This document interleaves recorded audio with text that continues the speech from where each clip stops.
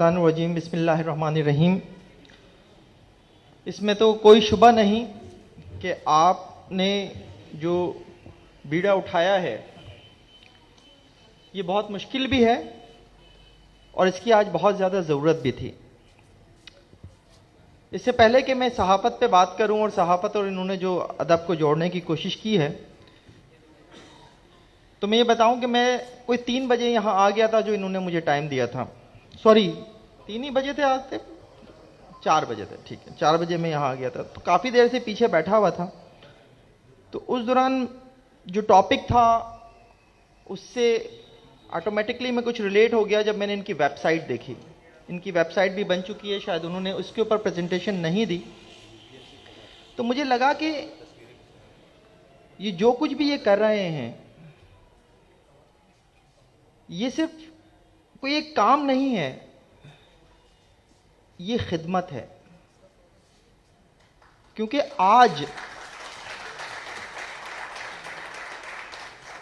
آج ہمارے معاشرے سے جس طرح سے ادب دور ہوتا چلا جا رہا ہے، تو ان فیوچر ہم جس نسل کو دیکھیں گے وہ نسل مجھے بہت خوفناک لگتی ہے۔ آج سچویشن یہ ہے کہ آج کی نسل کتاب کو پڑھنا ہی نہیں چاہتی۔ تو میں پیچھے بیٹھ کر ایسے ہی کمپوزنگ کرتے ہوئے موبائل پہ ہی میں نے 1-2 لائنیں لکھ لی تھیں۔ میں چاہ رہا تھا کہ وہ آپ لوگوں تک ضرور پہنچاؤں کہ میری چھوٹی سی لائبریری کے مختلف ریکس میں رکھی کتابیں اکثر مجھ سے ایک سوال کرتی ہیں کہ تم ہمیں یہاں رکھ کر کیوں تھکا رہے ہو؟ کوئی مسلسل ایک ہی جگہ کھڑا رہے تو وہ تھک جاتا ہے، اکتا جاتا ہے۔ میری کتابیں بھی تھک چکی ہیں، ان میں اکتاہٹ آ چکی ہے، کیونکہ کوئی انہیں چھونے والا نہیں ہے۔ ان کے صفحوں کو کوئی تھوک لگا کر پلٹنے والا اور پھر انہیں پڑھنے والا نہیں ہے۔ ممتاز مفتی کے علی پور کا ایلی سے لے کر علیم الحق حقی کے عشق کا شین، یا عمیرہ احمد کے پیر کامل یا آب حیات تک، میرے بچے نہ تو نمرہ احمد کے جنت کے پتوں تک پہنچے ہیں اور نہ ابلیس سے ملے ہیں۔ انہوں نے قرآن تو پڑھا ہے مگر مصحف نہیں پڑھی، نہ اس چیونٹی سے ملے ہیں جسے نمرہ نے نمل کہہ کر لکھا ہے۔ شہاب نامہ سے مستظر حسین تارڑ تک کے سفر ناموں تک، غالب سے نون میم راشد تک، میں آج تک کچھ بھی تو اپنے بچوں کو نہیں پڑھا پایا۔ تو میری کتابوں کی عمر رسیدگی اور ان کی بوسیدگی مل کر مجھے افسردگی میں دھکیل دیتی ہیں۔ میں سوچتا ہوں کہ اگر ادب سے ان کی دوری کا عالم یہی رہا تو یہ اس معاشرے کے اس طبقے کا حصہ بن جائیں گے جو آواز اٹھانا بھول چکا ہے، اور اگر یہ ہو گیا تو یہ کسی کے بہتے آنسو کو اپنے دل پر گرتا محسوس نہیں کر پائیں گے۔ کسی کی آنکھ کا تیر ان پر محبت کے در نہیں کھولے گا، ان کا کلوپیٹرا سے تعارف نہیں ہوگا تو کسی کی مسکراہٹ ان کے لیے رنگ برنگ نہیں ہوگی اور کسی کی ہنسی ان کے لیے جل ترنگ نہیں ہوگی۔ یہ ڈین براؤن کو نہیں پڑھیں گے تو انہیں ڈاونچی کے کوڈز کا کیسے پتہ چلے گا؟ یہ شیکسپیئر سے دور رہیں گے تو انہیں اپنا آپ ایک کردار اور یہ دنیا ایک اسٹیج کیسے لگے گی؟ شاید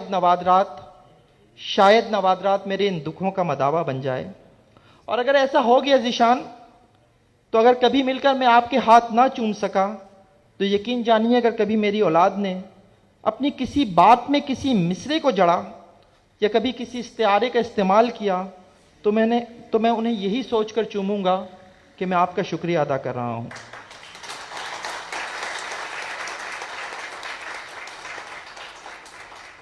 اگر ادب سے دوری ہو تو پھر سانحات جنم لیتے ہیں، اور چونکہ میں خود ایک سانحے سے گزرا ہوں، جب کراچی میں 10 محرم کو ہوئے بم دھماکے میں میں نے اپنا بیٹا اور بھانجی کھوئے، تو میں اس وقت سے ڈرتا ہوں۔ میں چاہتا ہوں کہ ہم اپنی آنے والی نسل کو ادب سے جوڑیں، اور ادب ہی وہ شے بن سکتی ہے جو ہمارے بچوں کو ایک اچھا مستقبل دے سکے گی. کتاب سے جوڑنا ناممکن ہو چکا ہے، لیکن اگر ایسی کاوشیں ہوں گی تو میرے بچے جن کا زیادہ تر وقت ٹیب پر یا موبائل پر گزرتا ہے، تو شاید کسی وقت میں انہیں یہ پڑھانے میں کامیاب ہو جاؤں. آپ نے صحافت کی بات کی. یقیناً یہ جو نسل اس وقت جو خاص طور پر الیکٹرانک میڈیا میں آئی ہے، اس نسل کے پاس بھی پڑھنے کو کچھ نہیں تھا. اور یہی وجہ ہے کہ آج جو صحافت میں زبان ہے وہ زبان کچھ اور ہی ہے. آج سے 3-4 سال پہلے حیدرآباد کے ادبی میلے میں جب شریک ہوا تھا تو میں نے وہاں پر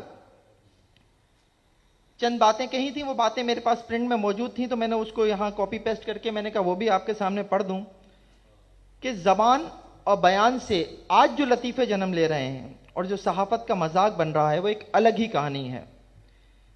یہ جو آج کے الیکٹرانک میڈیا میں ہمارے دوست بیٹھ کر پڑھتے ہیں تو وہ کبھی کتابچہ کو کتا بچہ پڑھتے ہیں تو کبھی مسودہ کو مسودہ.